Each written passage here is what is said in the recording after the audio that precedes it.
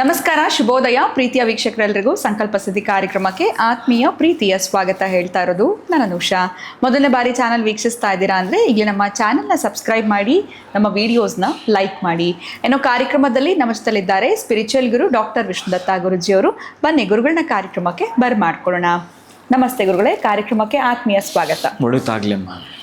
ಗುರುಗಳ ಜೀವನದಲ್ಲಿ ಕೆಲವೊಂದು ಬಾರಿ ನಮ್ಗೊಂದು ಒಳ್ಳೆ ಅಧಿಕಾರದಲ್ಲಿ ನಾವಿರ್ತೀವಿ, ತುಂಬ ಚೆನ್ನಾಗಿ ಲೈಫ್ನ ಲೀಡ್ ಮಾಡಿರ್ತೀವಿ. ಆದರೆ ಅದು ದಿಢೀರಂತ ಕೆಳಮಟ್ಟಕ್ಕೆ ಬರೋವಂಥದ್ದು ಅಥವಾ ನೆಕ್ಸ್ಟ್ ಟೈಮ್ ಕೂಡ ನಮ್ಗೆ ಅದೇ ಅಧಿಕಾರ ಸಿಗುತ್ತೆ ಅಂದಾಗ ಸಿಗದೇ ಇರೋವಂಥದ್ದು. ಈಗ ಉದಾಹರಣೆಗೆ ಹೇಳಬೇಕು ಅಂತಂದರೆ ತಮಿಳ್ನಾಡು CM ಸ್ಟಾಲಿನ್ ಆಗಿರ್ಬೋದು, ಅವ್ರು CM ಆಗಿದ್ರು. ಸೊ ನೆಕ್ಸ್ಟ್ ಎಲೆಕ್ಷನ್ ಕಂಟೆಸ್ಟ್ ಮಾಡಿದಾಗ ಅವ್ರ ಪಕ್ಷನೂ ಬರಲ್ಲ, ಅವರೂ ಬರಲ್ಲ. ಸೊ ಈ ಥರ ಎಲ್ಲ ಆಗುವಂಥದ್ದನ್ನ ನಾವು ನೋಡಿರ್ತೀವಿ. ಇದು ಹೆಂಗೆ ಇವಾಗ ಅವ್ರು ಅಷ್ಟು ಟಾಪಲ್ಲಿ ಇರೋರು ಅವ್ರನ್ನ ಉದಾಹರಣೆಗೆ ತೊಗೊಳ್ಳೋದಾದ್ರೆ ಸೊ ಮತ್ತು ಬರಬೇಕಲ್ವ, ಮತ್ತು ಅದೇ ಅಧಿಕಾರ ಸಿಗಬೇಕಲ್ವ? ಯಾಕೆ ಸಿಗಲ್ಲ ನಮಗೆ ಜೀವನದಲ್ಲಿ? ಈ ಥರ ಒಂದ್ಸಲ ಸಕ್ಸಸ್ ಕಂಡಿದ್ದು ಹಿನ್ನಡೆ ಕಾಣುವಂಥದ್ದು ಯಾಕಾಗತ್ತೆ? ಅದೇನಾದರೂ ನಮ್ಮ ಕರ್ಮನ ಅಥವಾ ನಮ್ಮ ಯೋಗ ಆ ಥರ ಆಗಿರುತ್ತಾ? ಎಲ್ಲಿ ಈ ಥರ ನಮ್ಮ ಲೈಫಲ್ಲಿ ಟ್ವಿಸ್ಟ್ ಆ್ಯಂಡ್ ಟರ್ನ್ಸ್ ತೊಗೊಳುತ್ತೆ? ಇದನ್ನು ನಾವು ಹೆಂಗೆ ರಿಸೀವ್ ಮಾಡಬೇಕು? ಅಥವಾ ಅದೇ ಅಧಿಕಾರ ನಮಗೆ ಜೀವನ ಪರ್ಯಂತ ಕಂಟಿನ್ಯೂ ಆಗಬೇಕು ಅಂದರೆ ನಾವು ಏನು ಮಾಡಬೇಕಾಗತ್ತೆ? ಏನೇ ಪ್ರಶ್ನೆ ಉದ್ದೇಶ ಏನು ಅಂದ್ರೆ ಸೋಲು ಗೆಲುವು ಅಥವಾ ಲಾಭ ನಷ್ಟ? ಇವಾಗ ಹೀರೋ ಆಗಿದ್ದು ನೋಡಿರೋರ್ನ ಝೀರೋ ಆಗಿಬಿಡ್ತಾರೆ. ಸಾಮಾನ್ಯ ವ್ಯಕ್ತಿಗಳಲ್ಲೂ ಈ ಒಂದು ಸಮಸ್ಯೆ ಆಗಿರುತ್ತೆ. ನೀವು ಉದಾಹರಣೆ ಚೆನ್ನಾಗಿ ಕೊಟ್ರಿ. ಅದಕ್ಕೆ ಸಂಬಂಧಪಟ್ಟಾಗೆ ಒಂದಷ್ಟು ನೀವೀಗ ಬಳಸಿದ ಪದವೇ 0 to ಹೀರೋ. ಅಲ್ಲಿ ತಗೊಂಡ್ರೆ ಓಂ ವಿಶ್ವಾಸ್ಮಯ ನಮಃ. ಪ್ರೀತಿಯ ಬಂಧುಗಳೇ, ಈಗ ಸ್ಟಾಲಿನ್ದು ಒಳ್ಳೆ ಉದಾಹರಣೆ ಕೊಟ್ರಿ. ನಿಜ, ಅವರು ಈ ಹಿಂದೆ ಅಧಿಕಾರದಲ್ಲಿದ್ದರು. ಈ ಕಾರ್ಯಕ್ರಮದ ಪ್ರಾಯೋಜಕರು NK42 Fitness. Get your growth, speak loudly. Your fitness journey starts here. NK42 Fitness, 2nd floor, Zudio Shop Building, Balagere Road, Vartur. Contact 973194115. Transform your body, transform your life. ನಮ್ಮ ಆರೋಗ್ಯವೇ ನಮ್ಮ ಸಂಪತ್ತು. ಅದನ್ನು ಕಾಪಾಡುವುದು ನಮ್ಮ ಹೊಣೆಗಾರಿಕೆ. ಭಗವಾನ್ ನೋಡಿ 55ಕ್ಕೂ ಹೆಚ್ಚು ಆರೋಗ್ಯದ ಸಮಸ್ಯೆಗಳಿಗೆ ರಾಮಬಾಣ. ಇದು ಕೇವಲ ಔಷಧಿ ಮಾತ್ರವಲ್ಲ, ಅಮೃತ ಸಂಜೀವಿನಿ. ನಮ್ಮ ಸಂಸ್ಥೆಯ ಉತ್ತಮ ಗುಣಮಟ್ಟದ ಹೇರ್ ಆಯಿಲ್, ಪೇನ್ ಆಯಿಲ್ ಮತ್ತು ನೋಣಿ ಸೋಪ್ ಲಭ್ಯವಿದೆ. ನೀವು ಕೂಡ ಭಗವಾನ್ ನೋಣಿ ಹೇರ್ ಆಯಿಲ್, ಪೇನ್ ಆಯಿಲ್ ಮತ್ತು ಸೋಪುಗಳನ್ನು ಕೊಂಡುಕೊಳ್ಳಲು ಈಗಲೇ ಸಂಪರ್ಕಿಸಿ 9590799995 8217847031. ಅಧಿಕಾರ ಅಂತಂದರೆ CM ಆಗಿದ್ದವರು, ಮುಖ್ಯಮಂತ್ರಿ ಆಗಿದ್ದವರು. ಆ ಮುಖ್ಯಮಂತ್ರಿ 5 ವರ್ಷಗಳ ಆಡಳಿತ ಮಾಡಿದ ಮೇಲೆ ಅಷ್ಟು ಆಮೇಲೆ ಚೆನ್ನಾಗಿ ಮಾಡಿದ್ದಾರೆ ಅಂತ ಜನರು ಟಾಕ್ ಇದೆ ಅಲ್ಲಿ. ಹೌದು, 5 ವರ್ಷಗಳ ಅಧಿಕಾರದಲ್ಲಿದ್ದಾಗ ಬಹಳಷ್ಟು ಸರ್ವಿಸನ್ನು ಅವರ ರಾಜ್ಯಕ್ಕೆ ಕೊಟ್ಟಿದ್ದಾರೆ ಅಂತಕ್ಕಂಥದ್ದು ಕೂಡ ಜನ ಮಾತಾಡ್ತಾರೆ. ಅವ್ರೇನಾದರೂ ಆಗಿರಲಿ, ವೈಯಕ್ತಿಕ ನಾವು ಮಾತಾಡೋದು ಬೇಡ. ನಮಗೇನು ಬೇಕು ಅಂದರೆ ಅಭಿವೃದ್ಧಿ ಬೇಕು, ರಾಜ್ಯದ ಅಭಿವೃದ್ಧಿ ಬೇಕು ಅಂತಂದಾಗ ಪಕ್ಷಪಾತವಿಲ್ಲದೆ ಮಾಡಿರೋದು ಕೆಲವೊಂದು ಕಾಣಿಸ್ತು. ಬಟ್ ಕೆಲವೊಂದು ಮಾಡಿರ್ತಾರೆ, ಅದು ಏನು ಮಾಡೋಕ್ಕಾಗಲ್ಲ. ಬಹುಶಃ ಅವರ ಹುಟ್ಟು ಗುಣಗಳು ಕೆಲವಿರ್ತವೆ. ಈಗ ನೀವು ಕೇಳಿದ್ದ ಈ ಪ್ರಶ್ನೆ ಇದೆಯಲ್ಲ, ಬಹಳ ಮುಖ್ಯವಾಗಿ ಇಲ್ಲಿ ಗಮನಿಸಬೇಕಾಗುತ್ತೆ ನಾವು. ಅಂದರೆ ಈಗ ನನ್ನ ದೇವರೇ ದೊಡ್ಡದು ಅಂತ ನಾನು ಅಂದ್ಕೊಳ್ಳೋದಾಗಲಿ, ಅವರ ದೇವರೇ ದೊಡ್ಡದು ಅಂತ ಅವ್ರು ಅಂದ್ಕೊಳ್ಳೋಕ್ಕೆ ಇಲ್ಲಿ ಗರ್ವವನ್ನು ದೇವರು ಮುರಿತಾನೆ. ಸ್ವಲ್ಪ ಚೆನ್ನಾಗಿ ನೀವು ನಿಧಾನ ಗಮನಿಸಬೇಕಾಗತ್ತೆ ಇಲ್ಲಿ. ಈ ಹಿಂದೆ ಅಮ್ಮ ತಮಿಳ್ನಾಡಲ್ಲಿ ಜಯಲಲಿತಾ, ಆಕೆ ಕೂಡ ಎಷ್ಟು ಬಾರಿ ಮುಖ್ಯಮಂತ್ರಿ ಆಗಿದ್ದಳು, ಬಹುಶಃ 3-4 ಬಾರಿ ಅನ್ಕೋತೀನಿ. ಆ ಅಮ್ಮ ಮುಖ್ಯಮಂತ್ರಿ ಆಗಿದ್ದಾಗ ಅವ್ರ ಕಡೆಯವರು ಒಂದಷ್ಟು ಜನ ಅಲ್ಲಿ ಜಾತಿಗಳನ್ನ ಅಂತಾರೋ ಅಥವಾ ಅವರ ಕಡೆ ಪಕ್ಷದವರು ಅಂತಾರೋ ಗೊತ್ತಿಲ್ಲ. ಆಯಮ್ಮ ಒಂದಷ್ಟು ದಿನ ಮೆರೆದಾಗ ನಾವು ಹೀಗೆಲ್ಲ ಮಾಡಿದ್ವಿ ಅಂತ ಅವರು ಅಂದುಕೊಳ್ಳೋ ಅಹಂಕಾರವನ್ನು ಮುರಿಲಿಕ್ಕೆ ಆಯಮ್ಮ ಸೋಲ್ಬೇಕಾಗತ್ತೆ. ಅದೇ ಸ್ಟಾಲಿನ್, ನಾನು ಅಧಿಕಾರದಲ್ಲಿದ್ದೀನಿ ಅಂತಂದರೆ ನನ್ನ ಹತ್ರ ಬೇಕಾದಷ್ಟು ಹಣ ಇದೆ, ಅಧಿಕಾರ ಇದೆ, ನಾನು ಏನು ಬೇಕಾದರೂ ಮಾಡಬಹುದು ಅನ್ನೋದು ಒಂದು ಸಣ್ಣ ಸಾಸಿವೆ ಕಾಳಷ್ಟು ತಲೆ ಒಳಗಡೆ ಹೊಕ್ಕಿದ್ರೆ ಭಗವಂತ ಅನ್ನುವವನು ನೋಡಿ, ಅಧಿಕಾರ ವಿತ್ ಹಣ ಎರಡೂ ಇದೆ. ಯಾಕೆ ಬರಬಾರ್ದು ಅವ್ರು? ಇನ್ನೊಂದು ಸಲ ನೀವೇ ಪ್ರಶ್ನೆ ಹಾಕ್ಕೊಳ್ಳಿ, ಯಾಕೆ ಬರಬಾರ್ದು? ಅಷ್ಟು ಬೇಗ ಜನ ತಿರಸ್ಕಾರ ಮಾಡ್ತಾರೆ ಅಂತಂದರೆ ಇದನ್ನೇನು ದೈವ ಚಿಂತನೆ ಅಂತೀರೋ, ಜನರು ಒಳಗಡೆ ದೇವರು ಹೋಗಿ ಮಾಡಿಸ್ತಾನ ಅಥವಾ ಏನಿರ್ಬೋದು, ಅದು ಒಂದು ಮಿರಾಕಲ್ ನಡೀಲೇಬೇಕು ಅಂತಂದರೆ ಅವರವರ ಅಹಂಕಾರವನ್ನು, ಯಾರೇ ಆಗಿದ್ದರು ಇನ್ಕ್ಲೂಡ್ ಮೀ, ಅವರವರ ಅಹಂಕಾರವನ್ನು ಮುರಿಯಬೇಕಾದರೆ ಭಗವಂತ ಅನ್ನುವವರನ್ನು ಅವಾಗ ಕಾಲಕ್ಕೆ ಬಂದು ಅದನ್ನು ಮಾಡ್ತಿರ್ತಾನೆ. ಅಹಂಕಾರ ನೆತ್ತಿಗೆ ಹಾಕ್ಕೋಬೇಡಿ ಪ್ಲೀಸ್. ಯಾವುದೇ ಕಾರಣಕ್ಕೂ ನನಗೆ ಅದಿದೆ ಇದಿದೆ ಅಂತ ಈ ಬ್ರಹ್ಮಾಂಡವೇ ಅವನದು. ಇಲ್ಲಿ ಅಣು ರೇಣು ತೃಣ ಕಾಷ್ಟದಲ್ಲಿ ಅವನೇ ಇರೋದು. ನಾವು ಏನಿದ್ದೀವಿ, ಎಲ್ಲಿದ್ದೀವಿ, ಇವತ್ತು ಬಂದಿದ್ದೀವಿ, ನಶಿಸಿ ಹೋಗ್ತಾ ಇರ್ತೀವಿ. ನಾನು ಮೊನ್ನೆ ಹೇಳಿದೆ ನಿಮಗೆ, ಎಲ್ಲಿ ತಗೊಂಡೋಗಿ ಬಿಸಾಕ್ತಾನೋ ಅಂತ. ಯಾವ ಕಡೆ ಬಿಸಾಕ್ತಾನೋ ಗೊತ್ತಿಲ್ಲ. ಪ್ರಾಣಿಯಾಗಿ ಮಾಡ್ತಾನ, ಪಕ್ಷಿಯಾಗಿ ಮಾಡ್ತಾನ, ಯಾವುದೋ ಒಂದು ಬೆಟ್ಟವಾಗಿ ಮಾಡ್ತಾನ, ಗುಡ್ಡವಾಗಿ ಮಾಡ್ತಾನ, ಮರವಾಗಿ ಮಾಡ್ತಾನ, ಗಿಡವಾಗಿ ಮಾಡ್ತಾನ, ಗಿಡುಗ ಮಾಡ್ತಾನ, ಹದ್ದು ಮಾಡ್ತಾನ, ಆಮೆ ಮಾಡ್ತಾನ, ಅಲಂಕಾರದ ವಸ್ತು ಮಾಡ್ತಾನ, ಅಕ್ಷಯ ಪಾತ್ರೆ ಮಾಡ್ತಾನ, ಕ್ಷಯದಲ್ಲೇ ತಗೊಂಡೋಗಿ ಬಿಸಾಕ್ತಾನ, ನಿಮ್ಮನ್ನು ದುರ್ನಾಥದಲ್ಲಿ ಬಿಸಾಕ್ತಾನ, ಸುವಾಸನೆ ಬಿಸಾಕ್ತಾನ. ನೀನು ಮಾಡಿರೋ ತೀರಿ ಅಂದರೆ ಕರ್ಮದ ತೀರಿ ಇದೆಯಲ್ಲ, ಅದ್ರ ಮೇಲೆ ಡಿಪೆಂಡ್ ಮಾಡ್ತಾನೆ. ಅವನು ಕೂಡ ಹೆಂಗಂದ್ರೆ ಮಾಡೋಕ್ಕೆ ಅವನಿಗೂ ಅಧಿಕಾರ ಇಲ್ಲ. ನೀನು ಮಾಡಿದ್ದನ್ನು ಎಷ್ಟು ಮಾಡಿದೆ ಅಷ್ಟಿರೋದ್ರಿಂದ ಅಹಂಕಾರವನ್ನು ಮುರಿಯುವ ವಿಧಾನವಷ್ಟೇ ಪ್ರೀತಿಯ ಬಂಧುಗಳೇ. ನೀವು ನಾನು ಬಹಳಷ್ಟು ಜನ ನೋಡಿದ್ದೇನೆ. ಈ ಹಿಂದೆ ಅವರ ತಲೆಮಾರುಗಳು ಅಂದರೆ ಶಿಕ್ಷಣ ವೃತ್ತಿಯನ್ನು, ಅವರ ತಂದೆ ತಾತ ಮುತ್ತಾತ ಕೂಡ ಶಿಕ್ಷಣ ವೃತ್ತಿಯನ್ನು ಅನುಭವಿಸಿ, ಮಕ್ಕಳು ಮೊಮ್ಮಕ್ಕಳು ಅನುಭವಿಸಿ, ಬಹುಶಃ ಈಗ 2 ತಲೆಮಾರಿದೆ ಉಣ್ಣಲು ಅನ್ನವಿಲ್ಲದೆ ಪರದಾಡ್ತಿದ್ದಾರೆ. ಗೊತ್ತಿಲ್ಲ ಭಗವಂತ ಅನ್ನುವ ನಾವು ನಾನು ಮಾಡಿದ್ದೆ ಸರಿ, ನಾನು ಮಾಡಿದ ಪೂಜೆನೇ ಸರಿ, ನಮ್ಮ ಪೂಜೆನೇ ಕರೆಕ್ಟ್ರಿ ಅಂತ ಅನ್ನೋದು ತಪ್ಪಿದೆ ಇಲ್ಲಿ.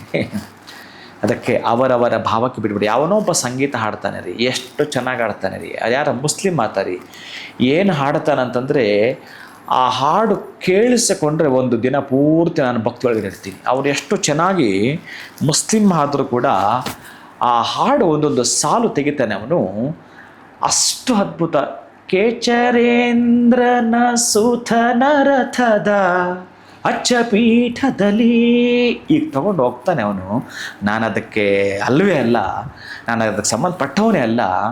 ಬಹುಶಃ ನಾನು ಕಾಗೆ ಹಾಡ್ದಂಗೆ ಆಡ್ತೀನಿ, ಅವನು ಕೋಗಿಲೆ ಆಡ್ದಂಗೆ ಆಡ್ತಾನೆ. ಮುಸ್ಲಿಂ ಅಂತ ನೀವು ಬಳಸೋದು, ಕ್ರಿಶ್ಚಿಯನ್ ಅಂತ ನೀವು ಬಳಸೋದು, ಹಿಂದೂ ಅಂತ ಬಳಸೋದು ನೀವು ಮಾಡ್ಕೊಂಡಿದ್ದದು. ಭಗವಂತ ನಿಮಗೆ ಯಾವುದು ಪುಸ್ತಕ ಕೊಡಲೇ ಇಲ್ಲ, ಯಾವುದೂ ಕೊಡಲೇ ಇಲ್ಲ, ಇದು ಬರಕೋ ಅಂತ. ಅದಕ್ಕೆ ನಾವು ಮಾಡ್ತಿದ್ದೀವಿ. ಇದಕ್ಕೆ ಅವರವರ ಗರ್ವವನ್ನು ಮುರಿಲಿಕ್ಕೆ ಬರುತ್ತಾನೆ. ನೀವು ಲಾಭದಲ್ಲಿ ದೊಡ್ಡ ಮಟ್ಟದ ಮೇರು ಹತ್ತಿರಿ, ನೀವು ನಟನೆಯಲ್ಲಿ ದೊಡ್ಡ ಮಟ್ಟದ ಮೇರು ಹತ್ತಿರಿ, ನೀವು ರಾಜಕೀಯ ದೊಡ್ಡ ಮಟ್ಟದ ಮೇರು ಹತ್ತಿಬಿಡಿ, ಪರವಾಗಿಲ್ಲ. ಅಹಂಕಾರ ತಲೆಗೆ ಹಾಕ್ಕೊಂಡ್ರೆ, ಯಾಕಂದರೆ ಇವ್ರಿಗೊಂದ್ಸಲ ಅವ್ರಿಗೊಂದ್ಸಲ ಅವಕಾಶ ಕೊಡಬೇಕಲ್ಲ. ಯಾಕಂದರೆ ಇವ್ರಿಗೂ ಮತ್ತೆ ಅಹಂಕಾರ ಬರುತ್ತೆ. ಈಗ ಯಾರು ವಿಜಯಂತ ಬಂದಿದ್ದಾರೆ, ಮತ್ತು ಇವನಿಗೆ ಬಂದೇ ಬರುತ್ತೆ ಅಹಂಕಾರ. ಅಧಿಕಾರ ಅನ್ನೋದೇ ಹಾಗೆ, ಅದು ಏನಂತಾರೆ ಗೊತ್ತಿಲ್ಲ, ಅದು ಹ್ಯೂಮನ್ ಬೀಯಿಂಗ್ ಸಿಸ್ಟಮ್ ಇರೋದೇ ಹಾಗೇನೇನೋ. ಅಧಿಕಾರ ಬಂತು ಅಂದರೆ ಅಹಂಕಾರ, ಅದ್ರ ಜೊತೆಗೆ ಅದು ಬಹುಶಃ ಅಂಟ್ಕೊಂಡ್ಬಿಟ್ಟಿರುತ್ತೆ. ಅದೊಂಥರ ಹೇಗಿದೆ, ನಮ್ಮ ನೆರಳಿದ್ದಂಗೆ, ಅದು ಬಂದೇ ಬರುತ್ತೆ. ಇವನ ಅಹಂಕಾರ ಇಳಿಸ್ಬೇಕೋ ಮತ್ತು ಅವನು ಬರಬೇಕು, ಇದೇ ಇರುತ್ತೆ, ಎರಡೂ ಇರುತ್ತೆ. ನಾನೇ ಅಂದರೆ ಅಲ್ಲಿಗೆ ಅದ್ರ ಅರ್ಥ ಏನು ಗೊತ್ತಾ, ಇವನು ಪೂಜಿಸಿದ ದೇವರನ್ನೇ ಇಷ್ಟಪಡೋಕೆ ಹೋಗ್ತಾರೆ, ಅದ್ರ ಡಮ್ಮಿ ಆಗಿಬಿಡುತ್ತೆ. ಹಾಗಾಗಿ ಎರಡು ಬ್ಯಾಲೆನ್ಸ್ ಮಾಡೋದೇ ಭಗವಂತ. ನಿಮ್ಮ ಕನಸು, ನಿಮ್ಮ ಜೀವನ, ನಿಮ್ಮ ಬದುಕು ಅನ್ನೋ ರಥಕ್ಕೆ 2 ಚಕ್ರಗಳು, ಲಾಭ ನಷ್ಟನವು. ಅವೆರಡು ಕರೆಕ್ಟಾಗಿ ನೀವು ತಗೊಂಡು ಹೋಗಲೇಬೇಕಾಗತ್ತೆ ಅವರವರ ಅಹಂಕಾರವನ್ನು ಮುರಿಲಿಕ್ಕೆ.